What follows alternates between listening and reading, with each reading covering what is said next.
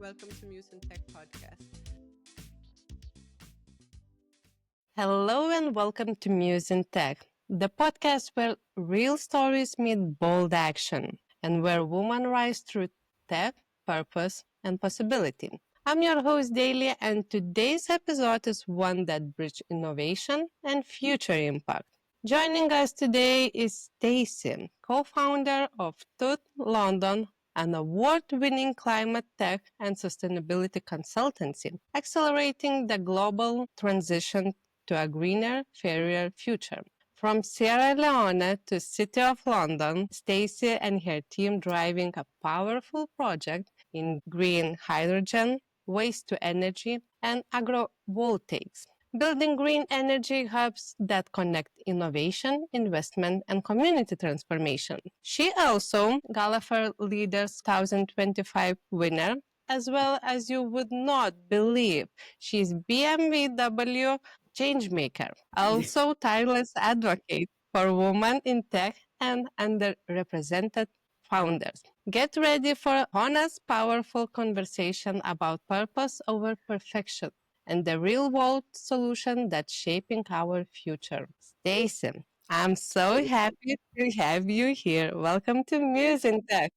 It's great to be here. Great. Tell me, Stacey, what people usually don't know about you? I do come across quite an open book, but there are a few things about me that people don't know. I'm currently doing a Master Herbalist diploma, which is something, and that's to do with the ecology side of things of the business. I am very much into nature, and that was one of the reasons that I started on this journey. So, yeah, I would say the Master Herbalist diploma. And maybe another thing that I've found out in the last decade is that I have Northern Europe, Middle Eastern, South Wales, Irish and English in my DNA, which was a real eye-opener. So that's something that people don't really know. Yeah, there's a couple of other things. I was debating whether or not to. One of them, I am actually a qualified Chakra Healer. My dream is to build a retreat, like an executive retreat in Barbados. And I thought it would be quite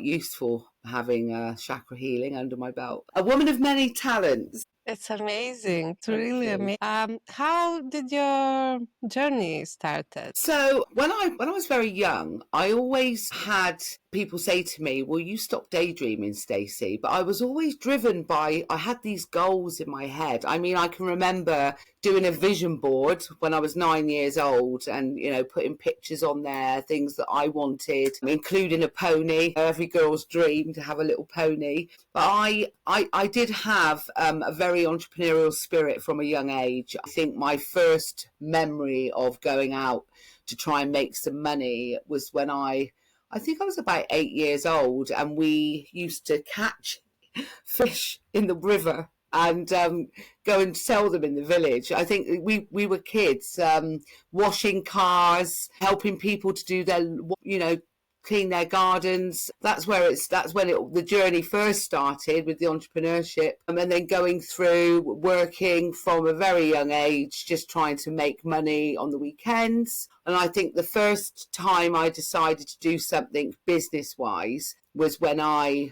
went into, I think it was the beauty industry. It's not something I really talk about. And I set up my own hair and nail business. That was one of the first ones. But I never really had, how can I put it? I was very indecisive. So did it make my belly, that fire burn in my belly? No. And none of these little ventures actually made my heart sing. And I never felt like there was no purpose to it. And I was always driven by wanting to change the world. I'm quite a humanitarian rebel, I would say. I've always had a love for nature, for the animal kingdom. And I just believe that we can all live in a greener, fairer world. So I think if we all sort of start to do little bits to make a difference, that's how my journey kind of started in sustainability. So here I am. I've been on this journey for about 6 or 7 years, sort of behind the scenes, learning, doing courses. Because I do feel that I just feel that, always ask questions, always learn. That's always been my motto. I mean, I'm nearly 50 and I'm still learning. So I just, the brain's a powerful tool. Listen, you are BMW Changemakers. How? How? That was a random, yeah, that was a random. They contacted me and asked me if I would like to be part of the BMW Rad Hub and be an influencer for their Rad Hub and go to the climate, I think it was Climate Week last year. And I went to an event, a 2-day event, stayed in London. It was incredible. I even saw a man make bacon out of banana skins, which was quite interesting, a sustainable chef. But it was a fantastic 2 days, and to be part of something of such a big movement, you know, it was where do we see ourselves in 2050? That was the theme of the week at the 2 days. And I've now moved on, and apparently I am an alumni now. So I'm actually going to a event with BMW next week for green hydrogen mobility. So that will be exciting to be able to sort of converse with people in that space. Yeah, it's definitely just, it blew my mind. It did blow my mind. It is. It did. So how I understand, now your heart is singing in your industry. How you get here in the current position? Sorry, can you repeat? So as I know, now your heart is singing, correct? Yeah, You left yeah, this position. yeah. So how you get in this point of your career? I think growth has been a massive part of it. I think losing my mum 6 years ago really spurred me into seeing that time is very precious. And I think, you know, I didn't want to get to 60 and be, why didn't I try that? If my heart is telling me to follow a certain path and I'm listening to my head, I'm not following my heart. So I'm very heart-led now. I've had to adapt to parenthood and trying to navigate learning, networking events, speaking to investors. I mean, the power of Zoom has been amazing ever since, you know, the whole COVID era, and having to move your business online. I think for us, when we started the journey, it was being able to, you know, converse with people instead of sat there, you know, watching Netflix or doing, you know, what a lot of people did that I know, and getting all stressed and worried. I just saw that as an opportunity. I mean, I do see opportunities everywhere. I am a person that looks at every door as open. It's whether or not I choose to go through it or choose to close that door. It's not for me. But I do like to see as every door as an opportunity. So I did see that as an opportunity. We built up some great relationships with future clients and partners that we could use along the journey. So yeah, that's I would say that's part of, for me, growth. Moving from a fixed mindset to a growth mindset.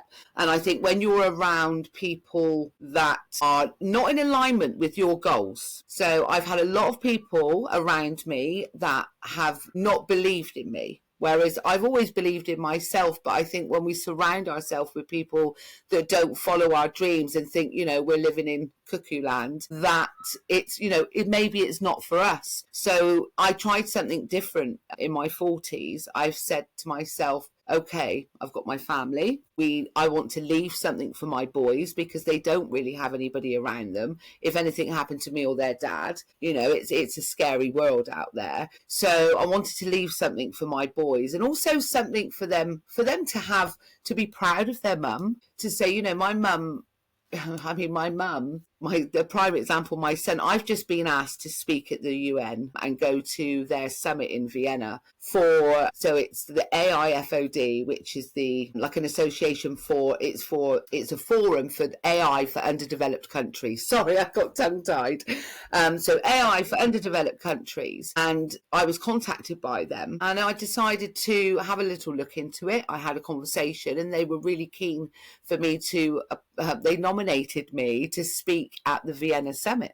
So this has all happened very quickly in the last 2 weeks, and I've had the most insanely busy schedule the last 2 weeks. So trying to fit in, navigating, possibly speaking at the UN, which is just huge. I'm still, as you can see, I'm just like, wow. I mean, you've heard it here first. I've not told anybody, only my co-founder and a couple of friends, and they're all blown away. So it's a massive opportunity. And I think if you speak with passion and purpose and pride, and you have integrity, if you keep going and you keep pushing yourself out there, eventually your voice will be heard, because it just takes the divine timing for it to be, your voice to be in the right place at the right time. And yeah, that's where I am at the moment. So it's quite overwhelming trying to fit everything in, and also trying to celebrate the wins, even the little ones. I think everything's been going so fast this year that I've not had time to sort of stop, appreciate,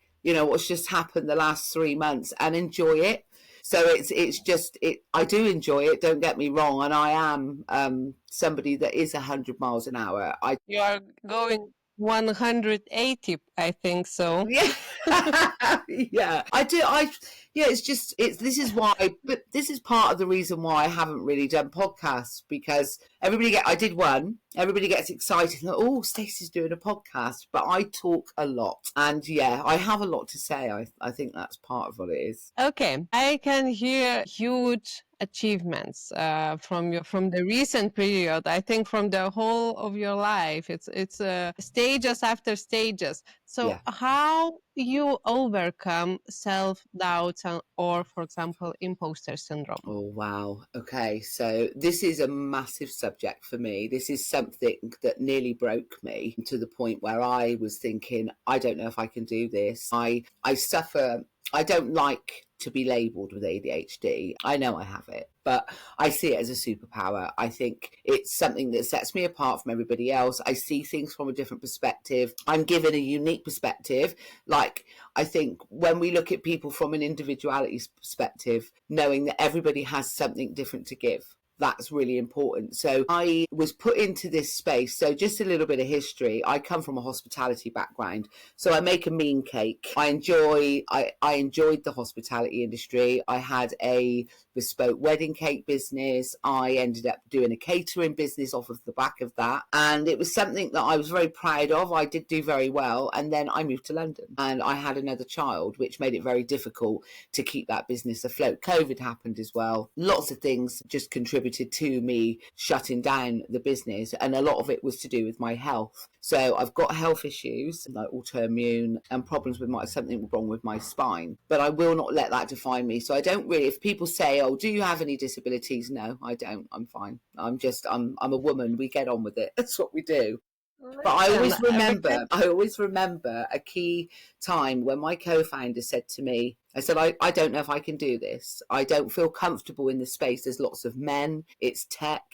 I was going to a cybersecurity event, and I think out of 300, and I was just the only woman. There was 2 or 3 women, and the other women were the women that were giving out the lanyards and organising the tables. So yeah, I felt very uncomfortable. These situations. So the first one was Excel. Now we all know exhibitions. We've been to an exhibition. I was told by my co-founder, go to Excel, go to this exhibition. It was to do with digital construction, and he said, just explain Thoth London, what we do, and see if we can actually, do a partnership with this, whatever company you speak to. It was awful. He said, just go out there, you'll be fine. I was shaking. I felt like I didn't belong. I was having anxiety attacks every single day.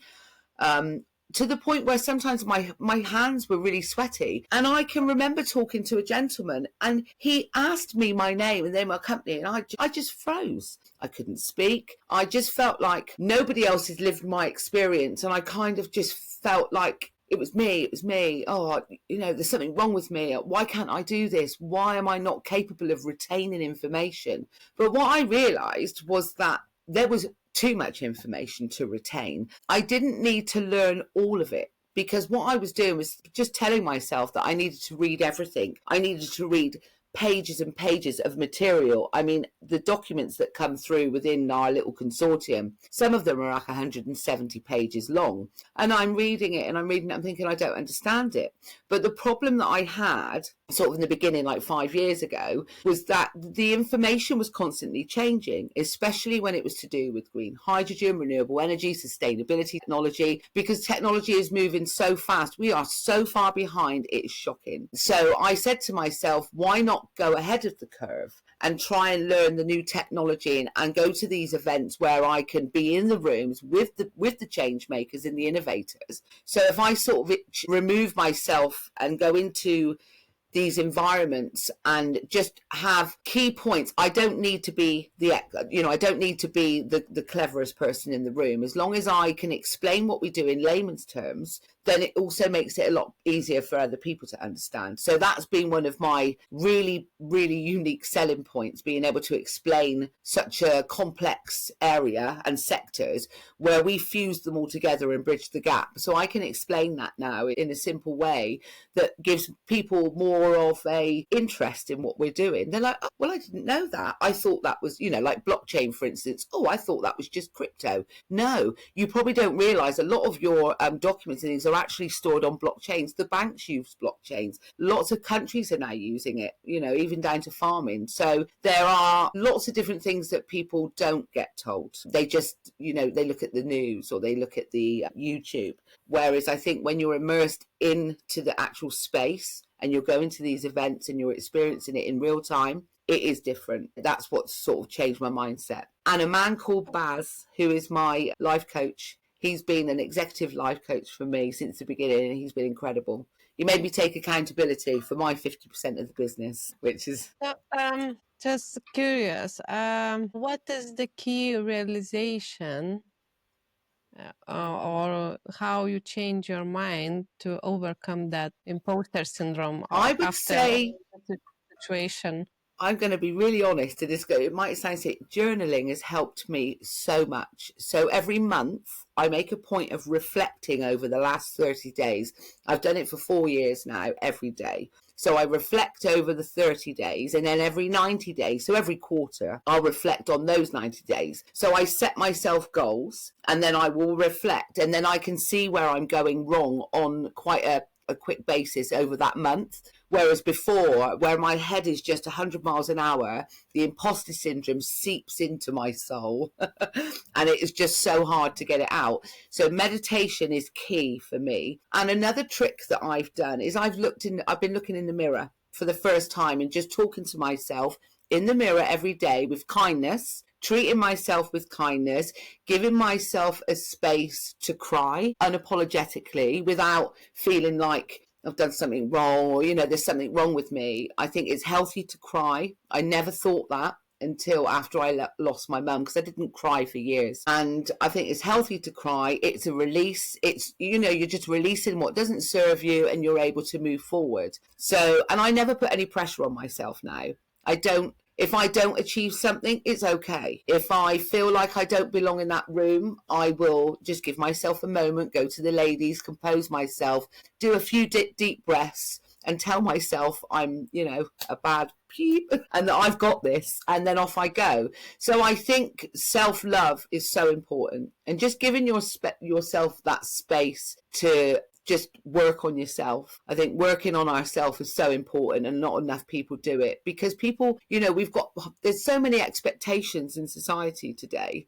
And I think that people put too much pressure on themselves. They just need to just find out what it is that makes you tick, find out what it is that you don't like and what you do like about yourself. And then you can work on that. Yeah, it's very... I think impactful, your words, and how I said, if we would do your list, I think we all would be Well, I'm living proof. Healthy and tiny and enjoying the life. Detoxing has helped me. So just, cutting out loads of caffeine. I have water in the mornings with a turmeric and ginger, which helps my body. Then I will have a coffee sort of mid-morning, and I have one coffee a day. And then I try to stick to intermittent, so I won't eat between certain hours. And that has helped my body because I had so many health problems. I still have. And what keeps that in check is detoxing. It's not, lots of physio and things. I do Pilates and yoga. I try to. See, I struggle. So meditation is something that has taken me 15 years and it's still ongoing. I really struggle with allowing my brain to just be still. My mind has been active, forever. And I do like the calm and the quiet, because I find that it's a great time to gather my thoughts and write in my journal. But it is something that, I mean, I'm exhausted a lot, and that's something that I tend to find. I go 100 miles an hour up the ladder, and then all of a sudden I'm near the top and I'm like, yes, my goal is in reach. And then I'll burn out, or I'll be absolutely exhausted, and I'll say to myself, right, and I'll go all the way down the ladder, and then I'll have to build myself back up again with the set. But what I've realised is when I make mistakes, I've realised is the mistakes are where all the information is, where you figure out, you know, maybe I need to do this or do that. And I'm just learning quicker by making those mistakes. I think I've always been, oh God, you know, I've gone 10 steps forward and 10 steps back.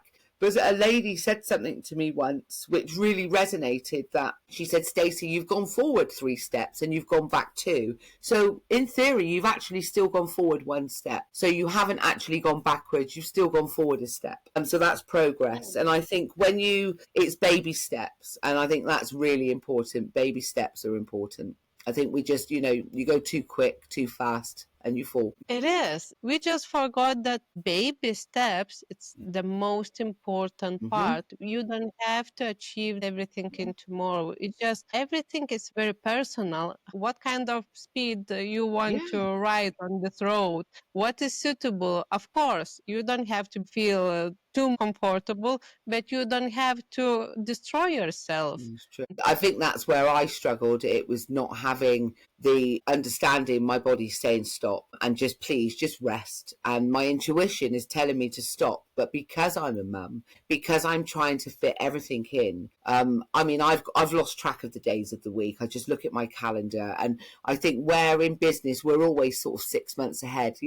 I just look at the calendar, right, I've got this to do. One little trick I will say to people that I do, I start my week on a Sunday. So I start my working week on a Sunday. So I'm at home, I prep, I do all my calendar work, I get everything ready. So Monday doesn't feel such a chore. It's sort of, I pop into Monday and I've got lots of energy and I'm feeling really focused, because Sunday was already a start of it. I've surrounded myself with positive people. I think that's one of the most, find your tribe is the most important thing. Finding the right people to be around that lift you up and champion you on your road to success. Okay, let's get back to the business, or let's get back to the money.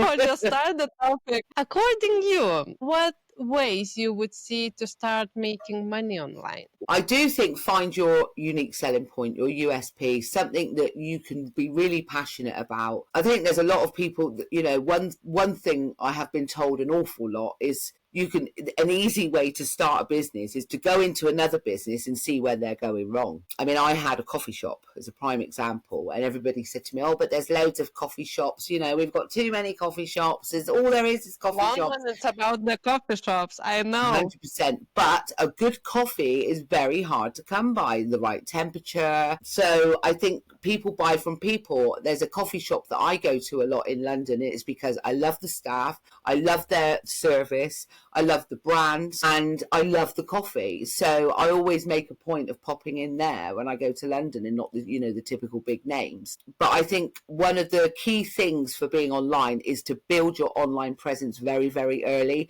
and protect your IP at all costs. And that's the things that I would say that are really important. What mindset shift made the biggest difference for your growth?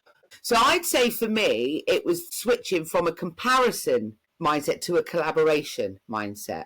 So that was, I think, the key mindset shift. Is like I've always championed other women, and I've always found it such, especially in the cake industry, it was always so competitive. Everything was so competitive. Like the beauty industry is competitive. Whereas I've always been one to champion other women. I think, it's frustrating to see otherwise. I think there's one thing that I always say, and that's energy flows where support goes. It's just something that I always believe, and I will always champion other women and just make everybody see that we can all work together collaboratively. We don't need to compare each other. I've grown up in a very competitive, big family, sibling rivalry. So I'm used to that competitiveness. But for me, I think I always wanted the validation when I was younger, and I didn't receive it. So all I've done is shift my mindset from a fixed one to a growth mindset. And I've gone from comparing to collaborating. So it's sort of working together, because I think when we collaborate and we don't work in a silos, like a lot of businesses in tech work in silos, but if we collaborate, things happen a lot quicker. We've collaborated with quite a few companies now, and things are moving forward at such a fast speed. It's a really beautiful thing to see. It's the synergies, isn't it, when people fuse together and make the magic happen. It's always when people just join with each other or just create the community mission based or the vision based. It's the double, triple power guarantee. Yeah. I love this question. I know that sometimes it sounds too cheesy or something, but what is advice would be for your younger self? That is a good question. And, you know, I do like that question. And it was always something that I could never answer, because I don't think I had fully sort of entered my woman in tech sort of the role that I'm in now. I feel like the last year something has dropped and clicked, and this is why I feel more confident talking on podcasts and chairing panel talks and things, because something shifted. So I think the advice that I would give to my younger self is that you're not too much, you're not too loud, you're just early, and keep going, and do not shrink to fit into rooms that were not built for you. So I think that's the advice that I would give to my younger self. Don't let anyone dim your sparkle, because people tried to dim my sparkle. So that's something that I would give to my younger self. My auntie always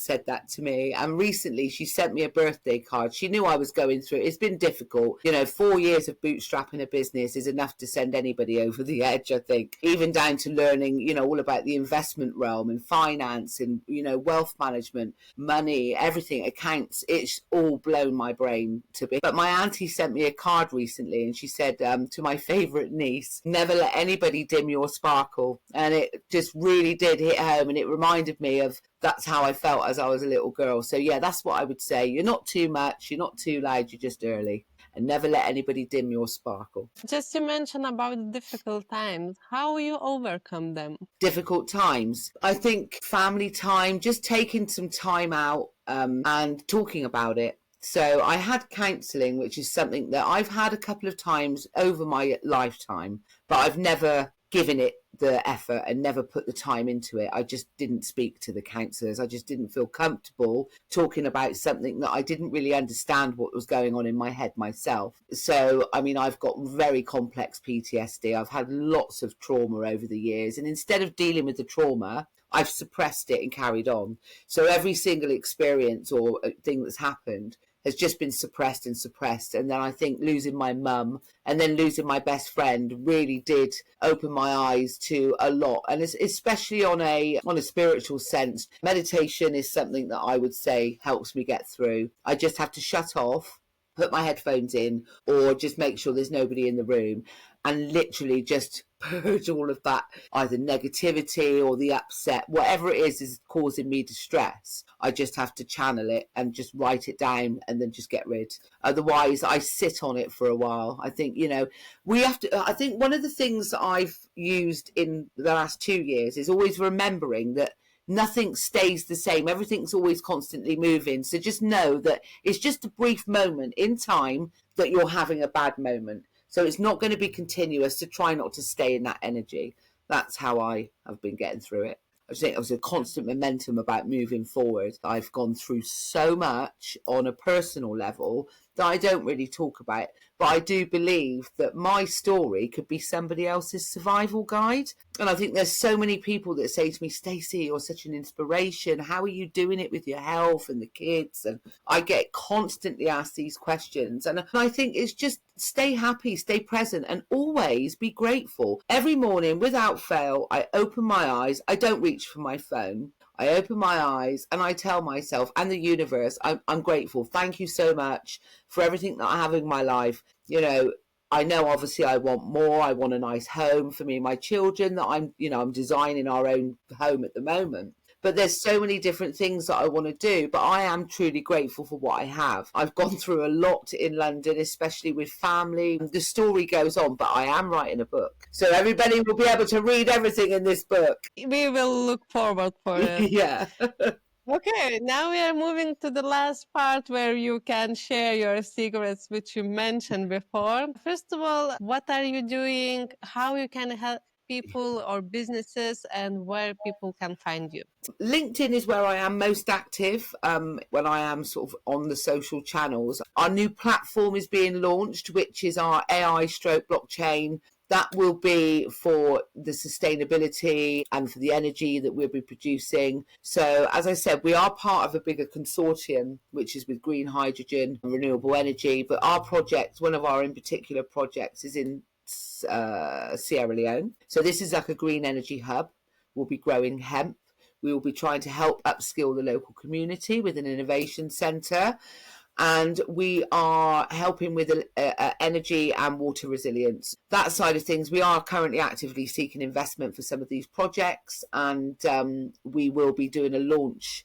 And I also, one thing I will ask people to do, if you can follow my newsletter. So I've started a newsletter on LinkedIn, the Thoth Report, and she's called Lady Thothledown, so it's literally a pseudonym, I suppose you could say, for all of the things that are going on in our space, in the world today, and just looking at it from an observation point of view, sort of with a bit of humour and a bit of wit, and maybe, just a call to action. So that's something that I've been writing with the team. So we've got newsletters, and one final thing, I am doing a sponsored skydive for some homeless veterans in Herefordshire, and I'm doing that on the 28th of June. So if anybody wants to sponsor, please do. But yeah, that's mainly a little bit about me and what's going on.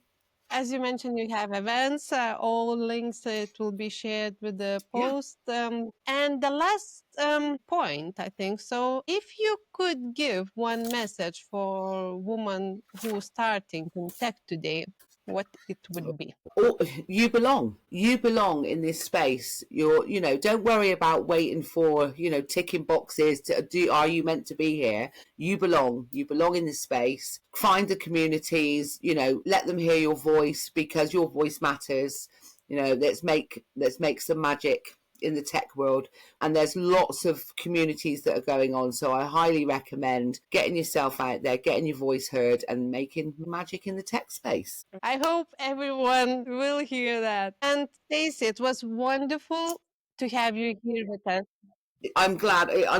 Thank you for inviting me on. I was worried. I thought I could talk a little bit too much, but thank you for having me. And hopefully we've given out some valuable information for women looking to get into the tech space, because that's what it's about. Yes, because everyone can do it, and the right time is now. And for rest of us, if you enjoyed this episode, please like, share, and subscribe, or even better, invite a friend who might need some inspiration. And don't forget to follow Muse in Tech for more real stories, practical tips, and encouragement. Thanks for listening, beautiful souls. Don't forget to like, follow, and share, and visit us at museintech.com.